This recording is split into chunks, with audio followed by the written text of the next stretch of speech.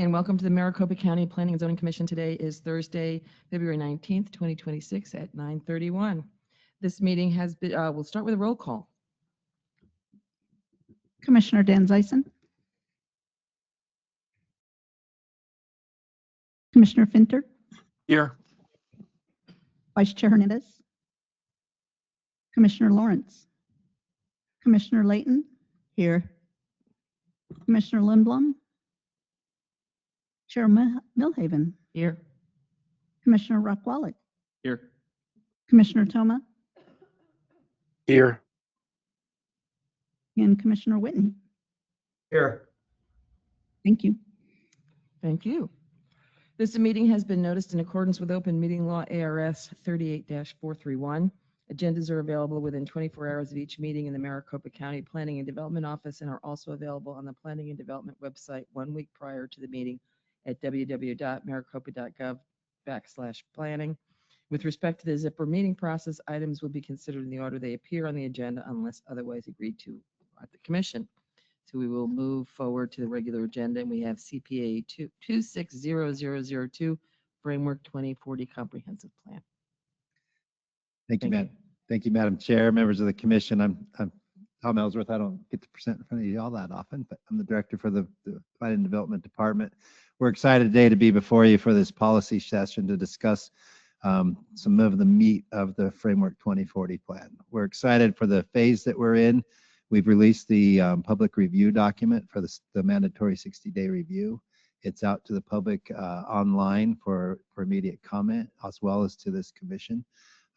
We've invited the consultant here today to kind of go through what's in the plan, where we're at, what's left, but really to get into some of the policy framing of what we're trying to accomplish within the plan as it relates to some of the development proposals you'll see coming before you, and some of the analysis that will be done with staff and provided to you as those come forward. With that, I'd like to introduce Matt Clazico and Stephen Sifferman with Michael Baker International, and turn the time over to him to go through that presentation. Thank you. Great, thank you. Thank you, Tom.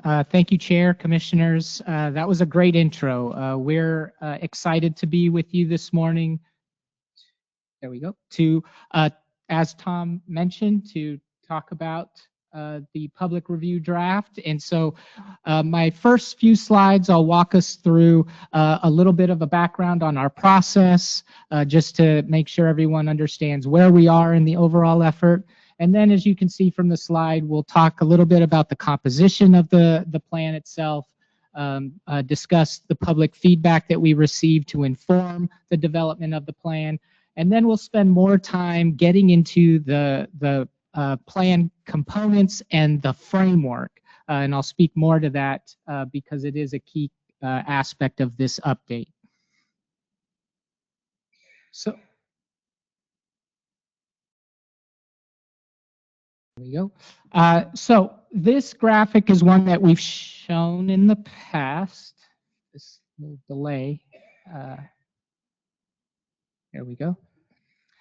So we have 3 phases in this total process, and you can see with the orange arrow that indicates or identifies where we are in this particular point in the effort. And so, as Tom mentioned, the big takeaway from this graphic and schedule, there's a lot on it. I won't cover all of it, but what we wanted to emphasize, as Tom mentioned, is we are in that public review process. So state statute requires a 60-day review period once the plan is drafted. So we are in the middle of that process. And so the plan is out to the public for comment. If you recall the zoning ordinance update, and we use the Conveo application for residents to place comments. We're using the same tool for this, and we'll talk about that in a few slides. But on the slide, you can see that our review frame is from January 29th to March 30th. And so within that time frame, we're collecting comments from the public, and hence why we wanted to come to this meeting this morning to also give an update to the commission. So we encourage you, ask us questions today, but this is also a period that you can take an opportunity to look into the plan. If you have questions, work with staff to share those, and then we can continue to make sure we're not only addressing feedback we receive from the public, but also feedback that the commission may want to discuss when we're back before you for the adoption process. I'd like to mention there, the goal is to have this in front of the Board of Supervisors at one of their May meetings, which means it'll be in front of the commission for the hearing in April.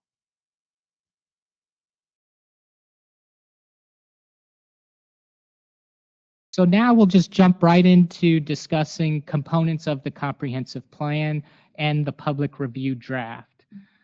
One of the things that we like to share with the public when we rolled out the public review draft is reminding them that while this is one plan, there's many roles that this plan must address. It has to address state statute, first of all, but it has to also establish policy for the county. It's helping protect our public health. It's helping to guide our use of public dollars to invest in improvements and the needs of the county. So all of those bubbles you see on the screen are all situations that need to be considered in this dynamic plan.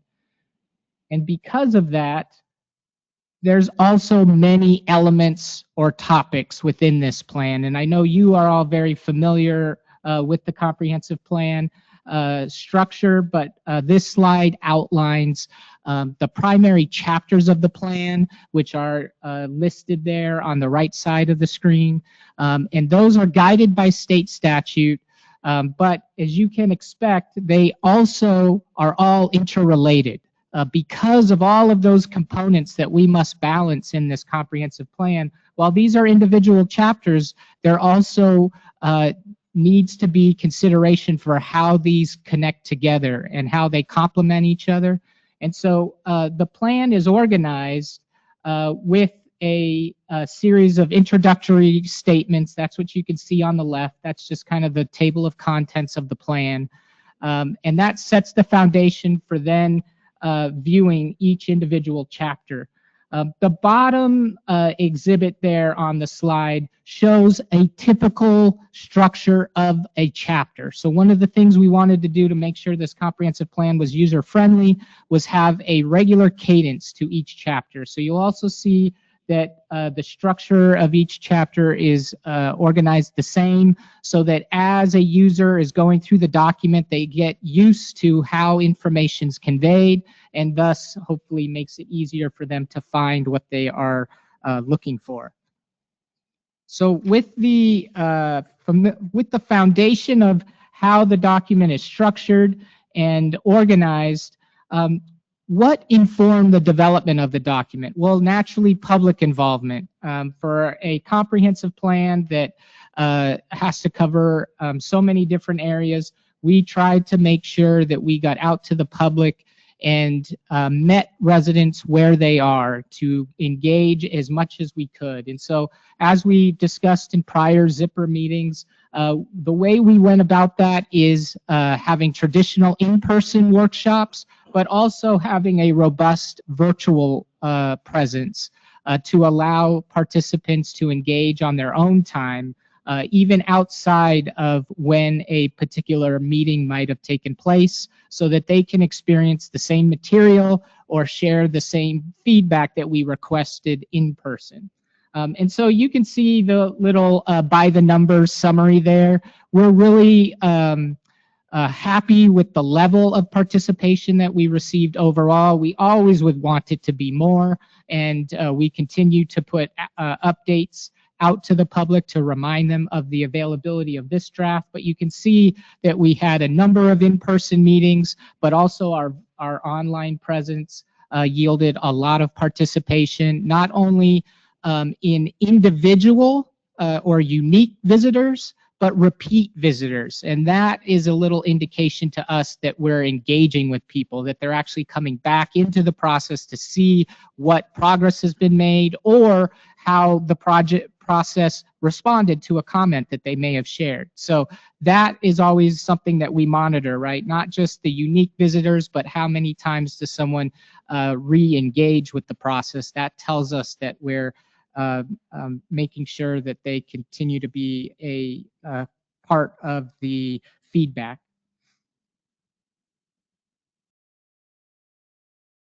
So some of the input that we received here is summarized on the slide here. Of course, we received hundreds of comments through all of that outreach.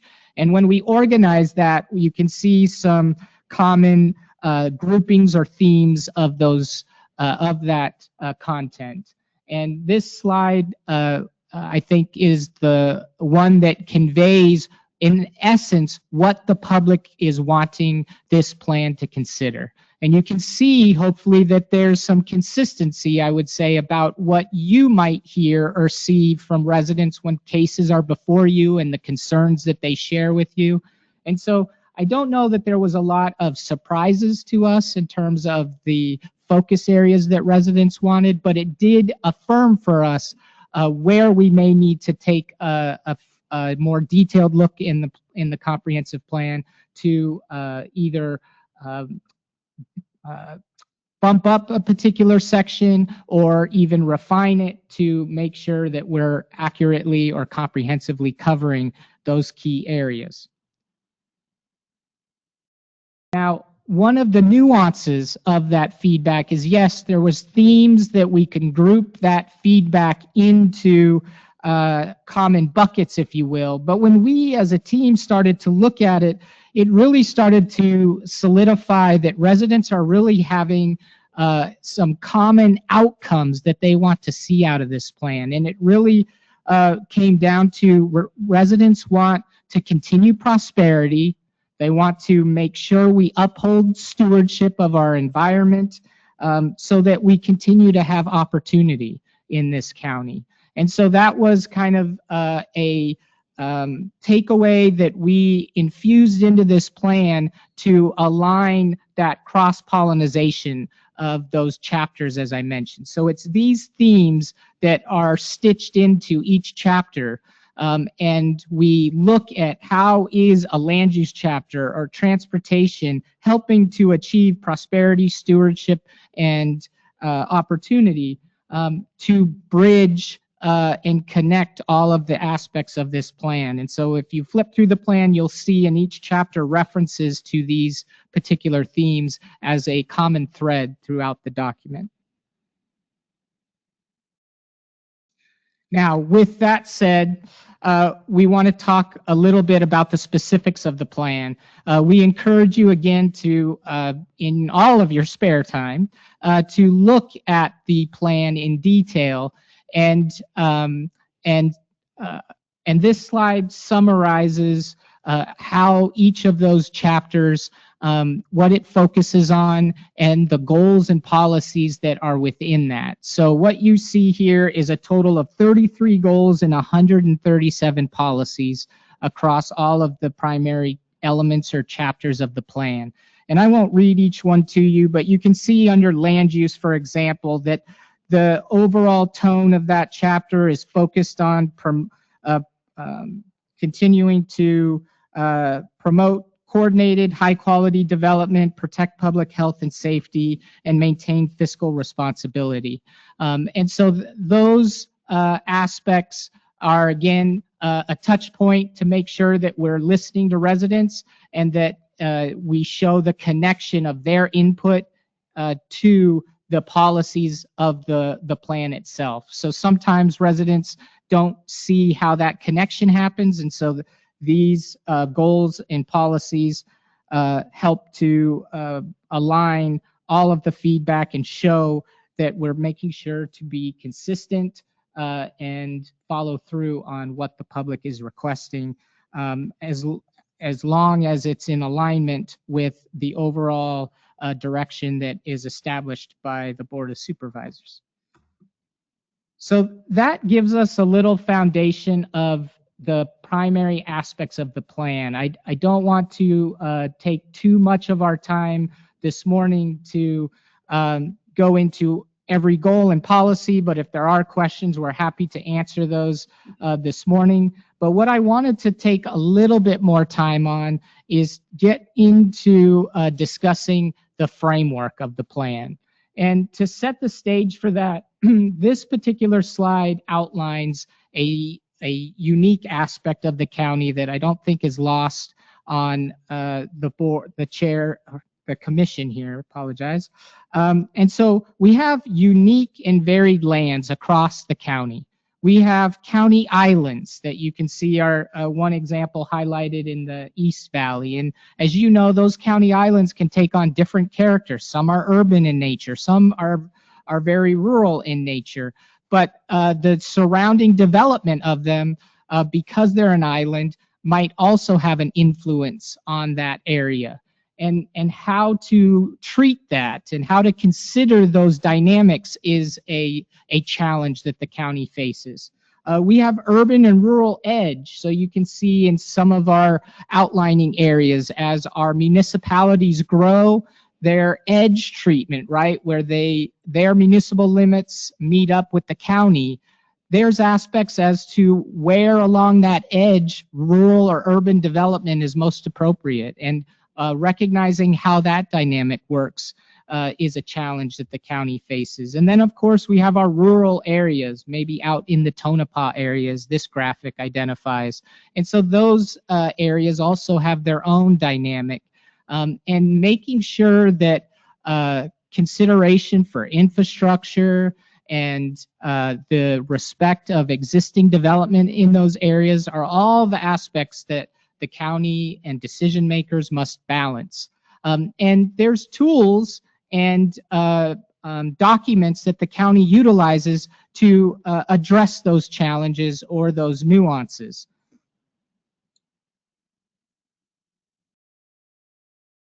However, those tools aren't exactly laid out or organized in the current comprehensive plan. So what this update does is really outlines a new framework that we are calling the Municipal Rural Influence Framework. And really what this does is make sure that the decision-making process is clearer and more transparent for the public to better understand. And currently, the county utilizes the urban services for urban development process, and that is a perfect example of how it's a useful and efficient tool that the county uses or strategy. And this framework helps to build that into an overall process. And so what I'd like to do is walk you through that framework so that we really comprehensively understand how we're looking to incorporate this and apply it moving forward. So what you see on the slide here is this specific slide shows two key aspects within unincorporated Maricopa County. First, we have our area of municipal influence. The area of municipal influence would be areas that encompass all of Maricopa County's unincorporated areas that fall within current limits of a municipal planning area, within an approved development master plan, or within an improvement association. Okay, so a municipal planning area, right? A municipality has its city limits, but then they have a larger planning area that they anticipate they may grow to or annex into their community. If that planning area, because they would have a general plan that would capture that planning area, there is an identification already that area at some point in time would be part of a municipality. So that was one metric that we recognized, okay, if it's within a municipal planning area, if it has a master plan, an Anthem or a Sun City, then that is a consideration. And then if it has, one of the nuances would be that improvement association. And there's a couple outliers that falls into. But all of those areas of municipal influence are what you see in blue in this graphic. Everything you see in gray are the municipal boundaries of every city and town within Maricopa County. So the area of municipal influence is the blue area. The area of rural influence is all of the areas that are not part of the municipal influence area. And so it's important to note that these are not administrative boundaries. They don't change any land use. We still have a land use plan. They are just, this map is just more of a guide to help evaluate where urban or rural development is most appropriate. And so that's the key distinction here, is this is utilized as a tool, not as changing anyone's existing land use. It's working to make this process and bring more clarity so that the public can better understand how decisions are made. And so with a foundation of understanding the first aspects of this framework, we have the municipal influence area and the rural influence area. Now I want to take you through a step-by-step guide of how this process would be applied, because this is where I think it will be most helpful for the commission, and something that staff moving forward, if and when this plan is adopted, that would be part of staff reports and the material that you will utilize or review as you make your decisions. So in this aspect, what I'd like to convey is, hypothetically, if a comprehensive plan amendment were to come in, the first step that we would do is identify if it falls within that area of municipal influence, which is the kind of flow chart on the left there, or the area of rural influence, the flow chart on the right. So you use that map that I previously showed to first determine, are you in the left column or the right column, right? Once that step is identified, then we move on through the flow chart. From there, we then reference the land use or area plans that the county has to determine if the subject parcel currently has an urban or rural land use designation. And just as a reminder, rural land use designations in the current comprehensive plan and the land use categories only include single-family rural or rural retail. So that's what we mean when we're looking at whether in a land use or area plan, if it has an urban or rural land use, that will determine if you're in that second row there under the two columns, urban land use or a rural land use. And that helps to then make sure that this consideration confirms if the subject parcel is in an urban growth area or a rural service area. And that starts to link to our next step, which is making sure that we are in a position to now apply the urban services for urban development tool or strategy. So I know I'm throwing a lot at you, but what this really is all trying to convey, or these all are things that county staff already does and evaluates. And we're trying to organize this into a flow chart and process so that when applications are brought forward, we can all make sure that it is not or it's consistent in determining, for example, if a county island is viewed as an urban county island or a rural county island. And those should be considered on a case-by-case basis, not a unified approach, which is kind of currently what the county struggles with. So from here, once we're able to identify if we're in an urban growth area or a rural service area,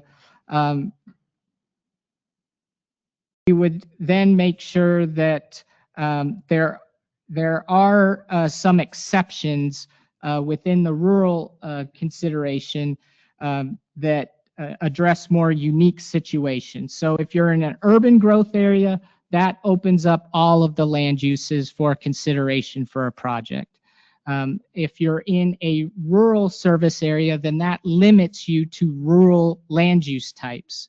So that's the key outcome of going through this flow chart, is making sure that the county has a process to determine if an area is ready or prepared to consider urban land uses, or that it's more appropriate for rural land uses. And what we utilize to guide that process is the Urban Solutions for Urban Development tool. And so this slide helps to outline that tool or strategy. So the Urban Services for Urban Development considers 12 conditions. You can see on the slide that those conditions are bolded in text to cover all the essential aspects that one might evaluate when looking at urban development. So you can see that these 12 areas look at things that you would anticipate. Of course, water, sewer, roads, flood control, dry utilities, so on and so forth. However, not all of the urban development that we would be addressing on this requires these services or infrastructure. And so the table on the right is utilized to calibrate or account for those factors. So once a project is being evaluated against the Urban Solutions for Urban Development strategy, we use the table on the right to account for some of the nuances that a particular area may not necessarily have libraries or other considerations on this, and they may not be applicable to a commercial project, for example, compared to a residential project. With the benefit of this information, staff can then provide a recommendation to the commission or the board as you see today. It can provide a recommendation of approval, a recommendation of approval with stipulations, or a denial. But what this overall effort does is start to bring clarity to the process, make it more visible to the evaluation effort, and ensuring ultimately that infrastructure is considered within this process and recognized as a vital component of serving urban development versus rural. So that's really what this is about, is making sure that development is properly placed, but also properly timed. And if the infrastructure isn't there, then this process will identify that and outlines a consideration for the recognition that it may not be best to move forward on a particular aspect. Yes. A question just for my own clarification. Sure. Staff does such a great job in working these problems through before we even get them. But if we look at a theoretical, say we're talking about Buckeye, because we know that Buckeye has plans for expansion. Right now, that parcel may be in rural. But if Buckeye intends to annex that parcel, is that then going to go to Buckeye for development? Or do you guys look at it and say, and I guess part of my question is, what about Teravalis? Now that's already been approved, but there's a water issue out there. So does that come under Buckeye? Does it come under county at this point? I'm just asking for myself, Tom, because I'm intrigued. Chairman Milhev and Member Layton, it's a good question, because that's exactly what this is doing. What we're trying to propose here is a foundation that lays a framework for an organized discussion. It provides clarity.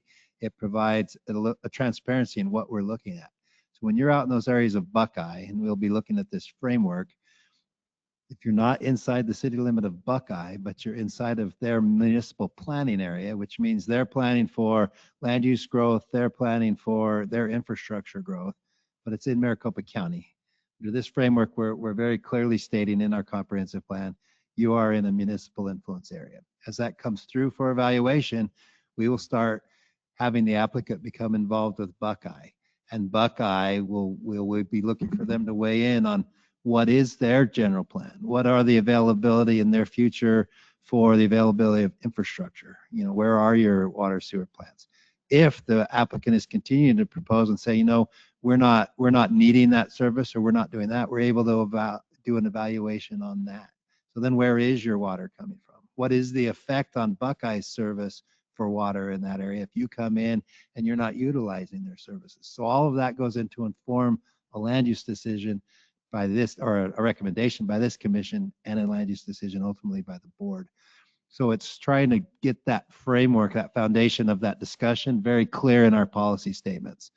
One example, it's another example, maybe it's an urban county island. We've had rezoning cases come before this commission where our land use designation in our current comprehensive plan, if you're not in an area plan, you automatically have a rural designation.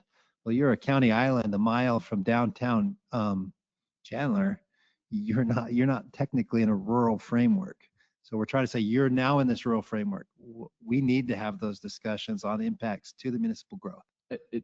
I'm sorry, Commissioner Layton. To that point, we have county islands in North Phoenix that currently have rural designation RU43. Are you saying that under this new potential framework that they would be stripped of their rural designation? So Rockwall, what we're trying to be very careful to do is these are policy statements, they're not regulation. So it's not stripping any current entitlement on a property. If they were to come forward for a rezone from the rural 43 to say industrial, we're now looking, you are in that right, what infrastructure is required for what you're doing? Where is it coming from? What are the impacts of that infrastructure? Is it impacting that municipality, giving the municipality ability to weigh in on that proposal, and then put all of that information in front of you and the board. To that point, did you guys communicate with the cities and towns about the area municipal influence, like where they intend to grow or don't intend to grow? That actually is something that is established currently. So that's something that all cities and towns have as part of their general plan process. So we collected that data and used that as the foundation of that. But in addition, this 60-day review process also requires that this plan be conveyed to all municipalities in the county. So they're currently having the ability to review this and give comment if they had questions in more detail. That's a good question. What that map actually represents is those are the municipal planning areas that have been defined regionally. Sure. So we didn't just draw a line. What that represents, yeah. So there is a municipal general plan that covers all of that blue area. I just know that the city of Phoenix's general plan, at least as it relates to North Phoenix around Anthem, is not consistent with our water use service boundaries. And so there are portions of that blue that are in the county that the city of Phoenix has no intention. In fact, we passed a policy on annexing because they are not in our water service area. And so I just want to make sure that when we go back to that table to determine what is considered urban, residential, urban commercial versus, I didn't see rural on that, but versus rural, back to your flow chart, that we're taking into account, where they're getting their water. Yes, a lot of the Northern Valley can get their water shipped in from EPCOR, but they're not getting their water from the city of Phoenix. They're not getting sewage from the city of Phoenix. They're on septic. So does that consider them urban, or do we consider that rural since they're not part of any infrastructure? The answer would be both, because what you're looking at is what we're trying to emphasize is the three counties, those urban county islands where there's immediate infrastructure available. That's on that growth edge, that growth boundary. we need to start involving what are the policies in Phoenix? Where's the water coming from? Is Phoenix the water provider? If they're not, where is water being provided from? What district is that? And then it gets into that regional type discussion of, well, if Phoenix does have plans for it, how will this decision affect that? And so we're trying to get all of that up front as an entitlement or a land use decision comes through the county in an area that a municipality is saying we're planning for what's happening in this future growth area. So it doesn't necessarily hold, this doesn't change the land use entitlement or land use designations inside of the municipality, but it's a designation to us as we're making our review that you're in an area where we need to start asking these questions. And just to also add to that, and that's where the urban solutions for urban development is a great strategy as well, because even if an area is through the process is determined, yes, this is an urban growth area, thus we're going to use this table to evaluate it. When we look at, or the county looks at water and says, oh, but to your point, you don't have water service, then that's a red flag. That's a comment that comes into the staff report or that influences staff's decisions. So how is that going to impact existing county islands that are on well systems or that are EPCOR, county islands and outerlying county areas along that urban growth that are either serviced by a different water provider that's trucking water in, or they're digging down into a well? If somebody wanted to build a home, how's that going to impact their ability to do that? These are great questions because this is the exact reason why we're throwing this out there. Totally. Again, this isn't precluding somebody from asking for it. It's not precluding somebody from asking to develop that far out, but it's asking that infrastructure question. And as it comes before this body and then ultimately the board, if they're asking for the zoning and say it's 30 miles past Tonopah, where's the water coming from? There is no water out there now. Well, I shouldn't say it that way. Availability to the water. Thank you. But then they start asking us, what is the impact to the wells? What are the impacts to that? What you see in some of those instances is that we're looking for the ability for that future planned land use, that future entitlement. What conditions of approval should we put on that maintains this type of framework? No, maybe to be a condition of approval at the time of a specific plan of development must show the capacity available, or a will serve letter from the municipality, or that the roadway network could handle this traffic. So usually that's in the form of a traffic impact analysis would be required at the time of specific plan of development. Sure. If those questions become so much that nobody can see how any condition of approval would do it, that would probably be an ultimate situation where say maybe it's not time for this decision to move forward.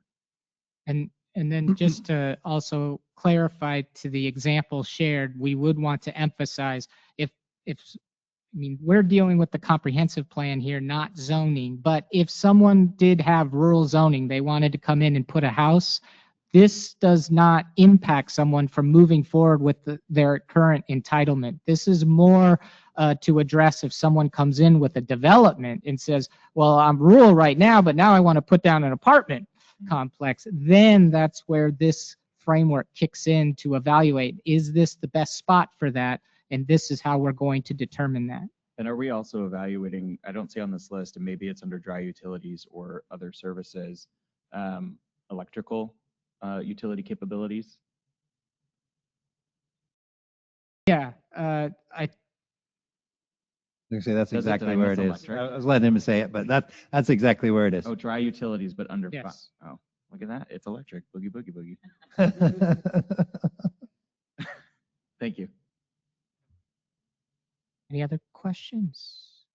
Yeah, I know we threw a lot, so I appreciate you asking follow-up questions, because that's really what the focus of this morning was, to lay this framework out, because it really is a distinct shift from the current comprehensive plan. But I think something that will be valuable for all, whether that be residents, staff, and decision makers.